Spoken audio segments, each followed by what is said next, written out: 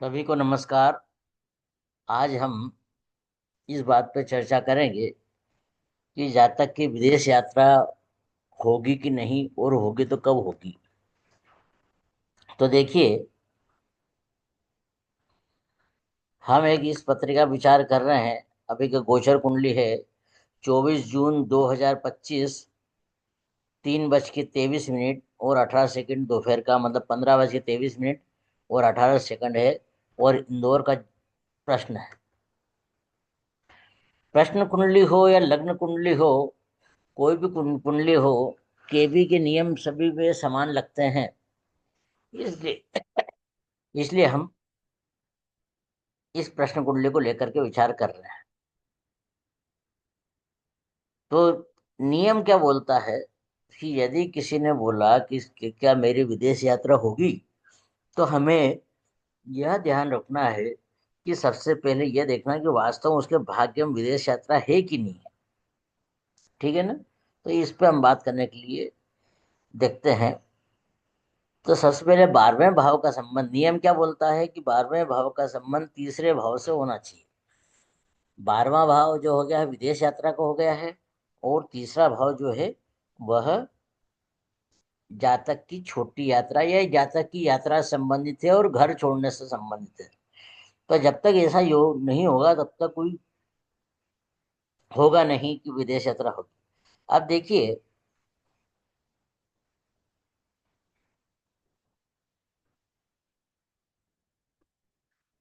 12वें भाव का उप नक्षत्रपति शुक्र है। 12वें भाव का उप नक्षत्रपति शुक्र है। अब शुक्र को देखेंगे। ये शुक्र, ये देखिए, शुक्र शुक्र के स्टार बुध का शब्द है। शुक्र को देखिए। तो हम देखेंगे शुक्र कहाँ का है। तो शुक्र हमने देखा कि शुक्र दसम भाव का और 12वें भाव का है। मतलब अभी बात क्लियर नहीं हुई। दसम भाव का है और 12वें भाव का है। तो देखिए, स्टार लाट के अनुसार शुक्र कहीं बता रहा है क्या। तो देखिए, शुक्र तीसरे भाव का है, 7वें भाव का है और 11वें भाव का है। तो यहाँ पे हमारा तीसरा भाव प्रकट हुआ है। तो हम बोलेंगे यह जातक विदेश यात्रा कर सकता है, जा सकता है। बस बात इतने में खत्म हो जाना चाहिए। यदि विदेश यात्रा में सुख प्राप्त होगा कि नहीं, या विदेश यात्रा में कोई तकलीफ नहीं होगी, तो वो हम बुध से बात करेंगे। मतलब बुध, मतलब जो 12वें भाव का सबलाड़ शुक्र है उसका उप नक्षत्रपति या सबलाड़ बुध, उससे बात करेंगे। तो देखिए, बुध की बात करिए। बुध जो है दूसरे भाव का है, ये दूसरे भाव का। और बुध, हाँ। हेलो। अरे मैं बोल रहा था, जरा वो उसका वो मकान का वीडियो फिर से भेजना ना यार, मिसेस को बताना। तो मेरे पास वो क्या मालूम कहाँ मिस हो गया वो। हाँ ठीक।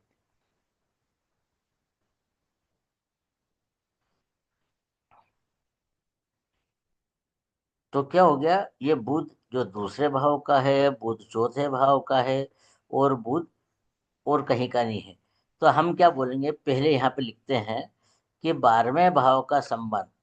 ये देखिए, 12वें भाव का संबंध क्या हो गया है। 12वें भाव का सबलाड़ वीनस है। ये वीनस, वीनस के स्टार में है। और मरकरी के सब में है, मरकरी। तो वीनस क्या बता रहा था। वीनस बता रहा है 7। यस। वीनस बता रहा था 10 और 12। 10 12, तब हमने पोजीशन को क्लियर करने के लिए वो देखा कि भाई हमारे तो ये तो विदेश यात्रा नहीं बता रहा है, परंतु स्टार लाट भी अपना महत्व रखता है। तो स्टार लाट 3 को बता रहा है, स्टार लाट 7 को बता रहा है, और स्टार लाट 11 को बता रहा है। ये विनस। और बुध क्या बोल रहा है। बुध बोल रहा है 2 और 4। बुध 2 और 4 को बता रहा है। तो ये इसका 4 तो 3 तो बता रहा है, मतलब ज्यादा विदेश यात्रा करेगा। परंतु ये 2 और चौथा भाव फिर से आ गया, चौथा भाव घर को बता रहा है। तो यह वापिस घर आ जाएगा, मतलब वहां पे विदेश में रुकने का काम नहीं है। है ना, विदेश में रुकने काम नहीं है, यह विदेश जरूर आए जाएगा। अब कब जाएगा, तो कब जाएगा में हमें पिछली क्लास में हमने देखा है कि जब तक सूचक बनाएंगे तब तक हमको मालूम पड़ पाएगा। तो सूचक देखिए, सूचक हमको 12वें भाव को वीनस के बनाना है, 12वें भाव को वीनस के और तीसरे भाव के।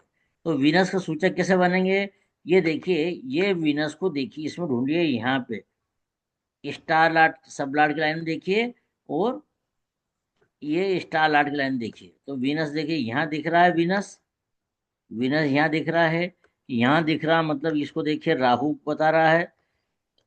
वीनस यहाँ दिख रहा है, मतलब देखिए यहाँ की लाइन में वीनस वीनस को बता रहा है। बस ये दो सूचक हमारे बन गए। कौन कौन बन गए, ये दोनों कौन, शुक्र और राहु। तो यहाँ पे हमने लिख लिया इसके, ये तो वीनस और राहु, ये राहु। अब तीसरे भाव का कौन है,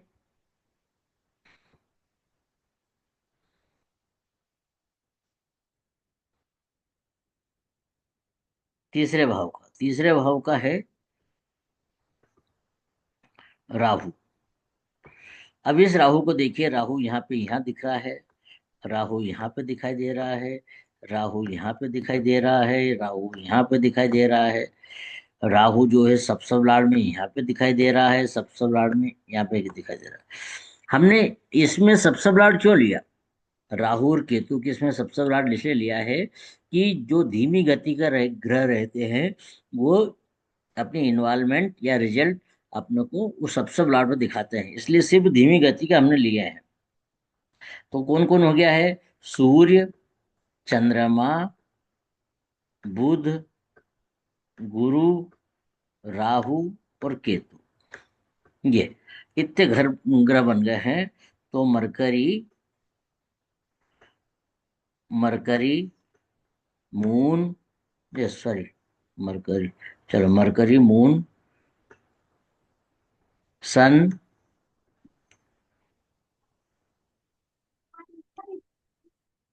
सन हो गया है, और राहु और केतु, ये इतने अपने ग्रह बन गए हैं, राहु केतु और गुरु, और गुरु। तो इसमें वो दशा उसकी यात्रा करेगा।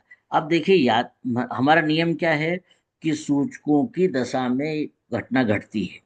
अब देखिए शुक्र, उसकी दशा उसकी होना चाहिए। अब मंगल देखिए, मंगल है क्या हमारा सूचक, मंगल हमारा सूचक यहाँ पे कहीं पर नहीं दिख रहा है।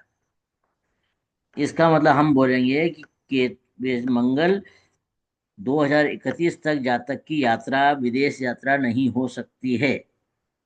उसके बाद राहु का पीरियड आया है, राहु देखिए हमारा यहाँ पे सूचक है, राहु यहाँ पर सूचक है, मतलब राहु की दशा में जातक का विदेश यात्रा हो सकती है।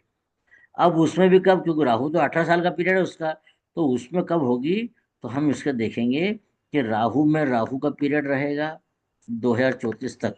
तो राहु राहु राहु का पीरियड जो रहेगा, तो यहाँ पे 2032 तक उसकी यात्रा हो जाएगी। क्यों हो राहु राहु को लिया, क्योंकि राहु जो है तीसरे भाव का भी है, ये राहु तीसरे भाव का, राहु 12वें भाव का भी है, इसलिए राहु बहुत ज्यादा स्ट्रांग हो गया है। तो हम बोलेंगे कि जातक को 2 सितंबर 2031 से लेकर के 28 जनवरी 2032 तक उसकी विदेश यात्रा होगी। इस प्रकार से आपको देखना, सबसे पहले आपको ये देखना है कि भाग्य में विदेश यात्रा है या नहीं। तो हमने भाग्य में विदेश यात्रा देखी थी, ये यहाँ पे कि विदेश यात्रा कैसे होगी। तो हमने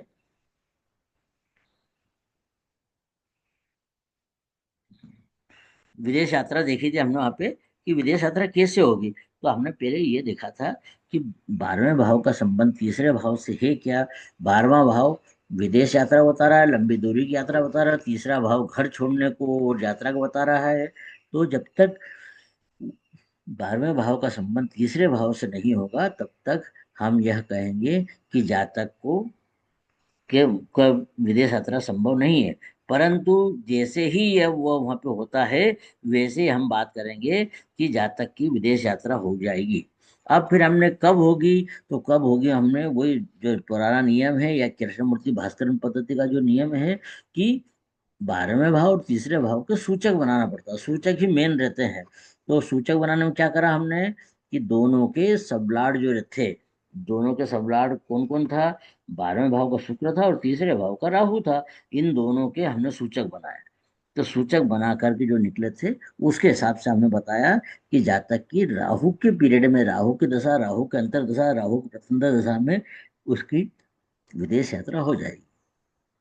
अब ऐसा कई कैलकुलेशन है कि विदेश में स्थायी रूप से रहेगा क्या, वहां पे पीआर मिल जाएगा क्या, ऐसा सब बातें हैं। तो उसके हिसाब से जब यदि अधिक लंबे समय तक वह विदेश यात्रा बताता है, या विदेश में भी विदेश यात्रा जब हो गई, तो विदेश यात्रा से चौथा भाव मतलब विदेश में मकान बना लेगा क्या, तो 12 1 2 3, तीसरा भाव यदि पावरफुल होगा, क्यों 12वां भाव मतलब विदेश, विदेश में मकान, 12 1 2 3, मतलब चौथा भाव जो आएगा वो तीसरा भाव आएगा। तो यदि तीसरा भाव पावरफुल होगा तो वह विदेश में अपना घर बना सकता है, उसको वहां पीआर मिल सकता है। ठीक है जी। इसमें कोई क्वेश्चन हो तो बताइए। नहीं गुरु जी, बट अभी स्क्रीन पे वो दिख नहीं रही है कुंडली। कुंडली अभी तो अभी बताई थी ना मैंने, ये अभी तो चल रही थी, अभी ये है ना, दिख रही है अब कुंडली आपको। नहीं नहीं, अभी तो आ रही थी, हाँ अब आ गई फिर हाँ से, अभी हाँ हट हाँ, गई थी थोड़ी वो देर के फिर से लिए। हाँ। तो इस प्रकार से अब आपको रिकॉर्डिंग में आप चेक करना है इसको, फिर आपको जो भी क्वेश्चन अपन कल बात करेंगे। ठीक है ना। और कल सभी को बताइए 3 बजे सभी उपलब्ध जी रहे। सर। ठीक है। जी जी, बिल्कुल। हाँ, तो इसका देखना और आपको भी और किसी की पत्रिका देख करके उस पर प्रैक्टिस करना। ठीक है। जी करते हैं बंद, है जी ना। सर। ओके, ठीक। जी जी, बिल्कुल, प्रणाम गुरु।